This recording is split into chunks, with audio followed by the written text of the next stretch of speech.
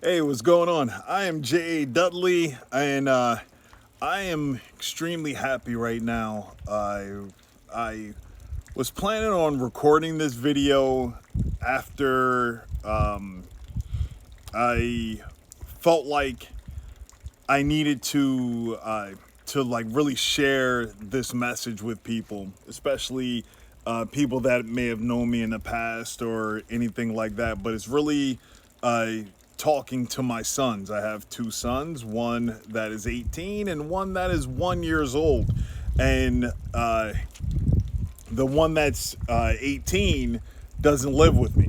So he actually lives multiple states away out in New Jersey, where I left, so that I could make a way or a transition for him to come out here if he so pleases. Now with my younger son, I have uh, full way and range to raise him how I see fit. And one of the ways that I see fit is bringing him up in the Word, not necessarily to indoctrinate him, but it is to give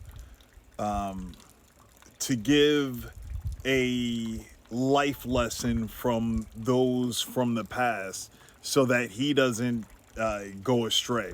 So every day with my wife and now my 1 year old, we read the Proverbs of the day. Something that started with the Bear Independent Men's Group. We started doing the Proverbs of the day. I think I'm over a year and some change now with reading the Proverbs of the day every day uh, for the past year. So when the new month starts, you start at Proverbs 1 and read all the way through to Proverbs 31. One of the, with many of the months, there's not Proverbs 31. And with this month, February, I think it only goes to 28, or is it a leap year? I have no idea. I haven't been paying attention to the time or anything like that. But today is February 6th.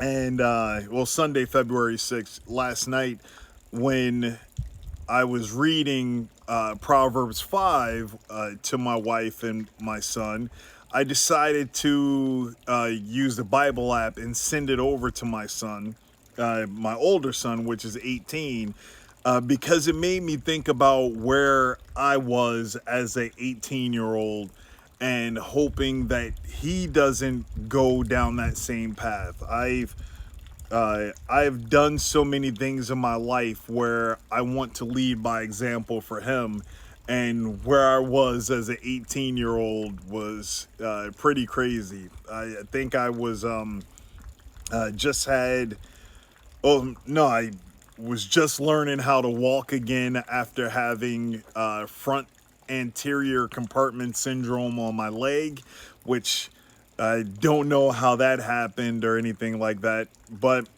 I was also in and out of the church. I had already made the decision that I didn't want to go into the ministry because everyone that I ran with in the church were all whores, and I was one of them as well. Every church trip that I went on always had a different female in my hotel room every night. And then when I was in high school, always messed with this girl, that girl, got my driver's license, driving all over the place, and meeting females on message boards, internet, and all other types of craziness, because I didn't have any guidance, especially not a guidance with a biblical nature. Granted, I was in the church, but how could there be any guidance in the church when everyone is doing the exact same thing? How could there be any guidance from male role models, which I didn't have any as I was growing up? I had to figure all that out on my own. I had to look at the attributes of all the males that I came in contact with and took what I liked and just threw out what I didn't like. Like as Pastor Joe Fox talks about, chew the meat, spit out the bones. And uh, like I said, we were reading Proverbs 5 yesterday. I want to read that to you and share my thoughts on that. Reading from the scriptures. Well, this is my copy. See, I got Twitch's send me patch on the front of my Bible. But here we go. My son, listen to my wisdom. Incline your ear to my understanding, so as to watch over discretion, and your lips guard knowledge. For the lips of a strange woman drip honey, which is very true. They can be very enticing. Now, the women of today aren't even talking or playing coy or shy. They're all on the internet, putting on makeup, putting on fake eyelashes. Some of them not working out, but they're getting these amazing body shapes using a body shaper or getting surgery and all this other stuff because those fallen angels, the information that they were able to give to the women of the past and teach them witchcraft and how to put on makeup and all that other stuff to entice men to get them off of what they were supposed to be doing. They got really good at it and they're getting even better at it. And what's really scary is that some really effeminate males are seeing the benefits of that, and some of these males out here are starting to look better than some of the so-called females that are putting on a pound of makeup and all this other stuff. It's really scary out there, especially for my sons, and this is why I'm trying to guide them both down this path.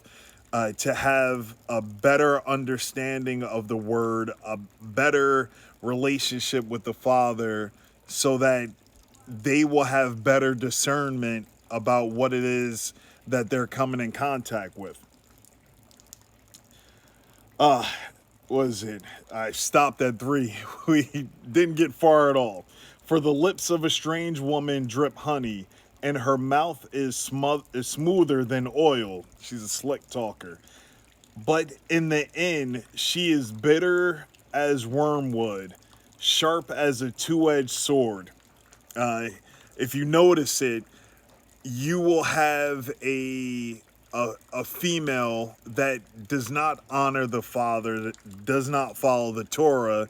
They'll seem all nice and sweet and kind and all this stuff, but the second that they don't get their way, they're trying to wreck or destroy everything that's around you because they're having a temper tantrum. They don't have a way to be checked because their parents, if they even have parents, and not just coming from a single parent or what they're seeing on TV and all this other stuff. It's, oh, I need to just get loud, move my head, yell and scream, over talk you and not listen to a word that you're saying. You're going to have to understand me, because if you don't listen to what I want you to listen to, I'll lie on you and then get you caught up, get you in trouble with the law and all this other stuff. It could be a lot of chaos. When I was young, I always wanted to try a drink called, what is it? It has wormwood in it, and absinthe. Absinthe was illegal in the United States, but I eventually heard or knew people that have tried it, had access to it, but I never got a chance to drink it. And reading this is in Proverbs, but in the end, she is bitter as wormwood. So even back then, they knew about wormwood. So I'm wondering how many people in Babylon were drinking absinthe. Were they pouring it over sugar? Were they getting that high to do all the debauchery that they were doing? That at the age of 18, 19, well, actually, from the age of 14, 15 up to 1920, uh, I was all a part of that, living that wild life, womanizing. And then one day I looked in the mirror and said, you know what? No more fucking for sport. That's that's not going to get you anywhere. Look around you. Look at those that are doing that. They're doing nothing but getting caught up. But let's continue. Verse 5. Her feet go down to death. Her steps lay hold of Sheol.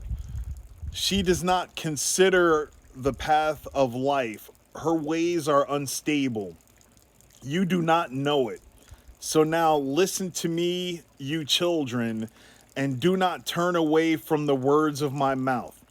Keep your way far from her, and do not come near the door of her house, lest you give splendor to others and your years to one who is cruel. So, reading that makes me think about a little bit further on in my journey, where I was in a transitional period in my life, around 23, 22, 23. I was in a relationship with a bisexual female, and that was all fun and good. But then I saw that going nowhere. Then later on, I ended up with my son football's mother, and in a friendship. I knew that I was not in the right place to be in a relationship. As I told you, I was in a transitional period in my life. I lost my driver's license. I lost my job at Bell Atlantic or Verizon, whatever it was at the time. I was playing semi-pro football. Then then eventually became a nightclub bouncer. So having all the access to what being a gatekeeper commands, I was able to do that. Then looking into becoming trying out jujitsu, but that was right after my son football was born. And right here, unless you give your splendor to others and your years to one who is cruel. So it has been 18 years and I'm still paying child support. That is if I would have paid more attention to the word and stuck to my morals back then, I don't think that I would be in the predicament that I am in now. However, I am grateful for the predicament that I went through, because it gives me an opportunity to have a testimony to others, to give them the wisdom that I've went through, to warn them, just like this word is warning everyone that reads it. And my son, I sent this to him last night, and before I started recording, I got a heart that he read it. So that made my day, made me smile a little bit before I started recording. Lest you give your okay, going to 10. Let strangers be filled with your strength, and your labors go to a house of a foreigner. Yeah, that sounds like child support to me. You're working hard, and giving up your money to a stranger. All these vacations you hear about that people are going on, and you're recognizing how you're struggling, but everybody else is living a life, doing this, flying here, on a cruise there. It's fun, isn't it? 11. Then you shall howl in your later end when your flesh and your body are consumed, and shall say, how I have hated discipline, and my heart has despised reproof. So, no, I did not have discipline. As Jocko says, discipline equals freedom. I slipped up, and then a responsibility of something that I made, and I decided that I was going to stand strong, focus on what I needed to do so that I can show my son, and now my sons, what a definition of a man is. It took me a while. It took me till the age of 27 to actually consider myself in a man where I could look myself in the mirror and really, really say, yes, I am a man. This is who I am. This is what a man looks like. This is how a man talks. This is how a man stands. This is how a man does this, and the list goes on. Where are we at? 13.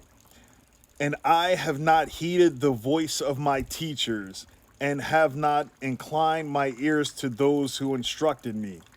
But no one instructed me. Everyone that I was around was just doing whatever it was that they were doing. And when they got caught up in some negativity, that was just part of the game.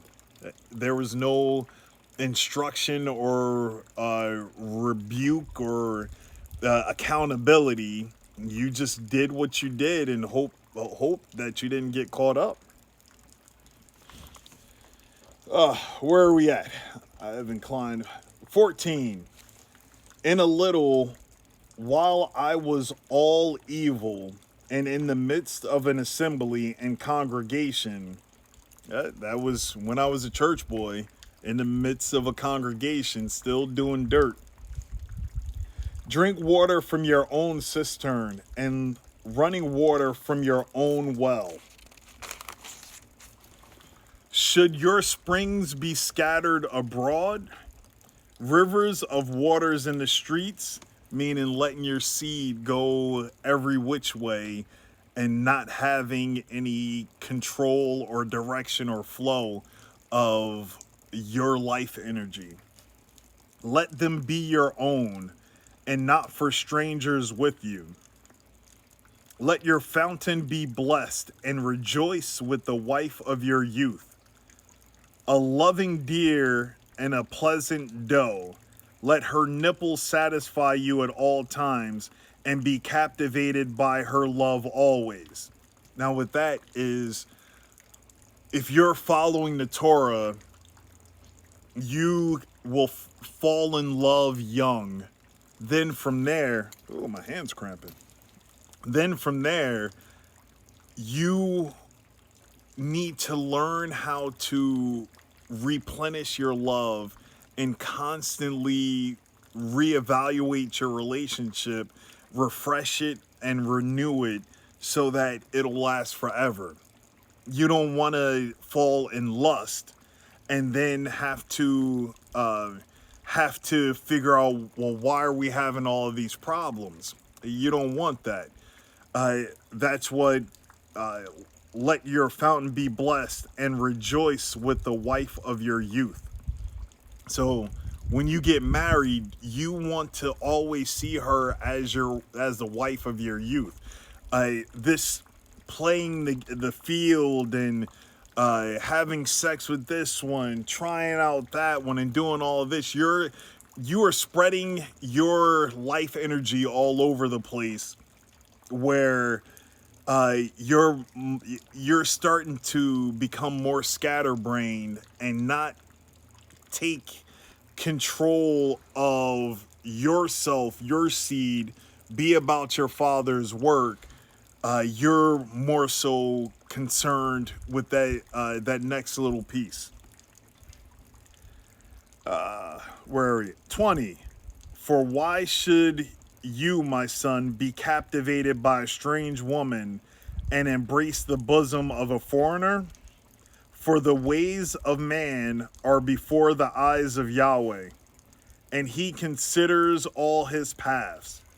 He, the wrong one is entrapped by his own crookedness and is caught in the cords of his sin.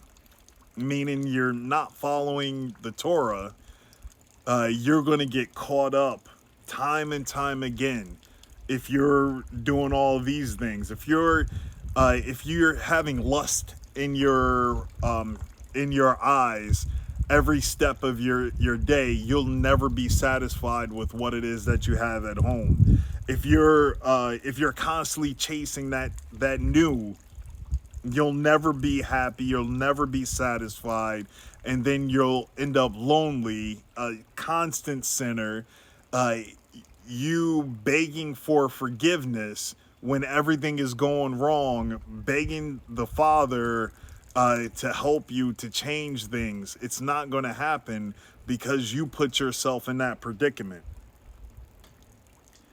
And then in 23, he dies for lack of discipline, and the greatness of his folly, he goes astray. Now, with that, you're just going to end up just like the next one. Like, okay, you never established your home. You don't have any inheritance to pass on. You don't have any discipline.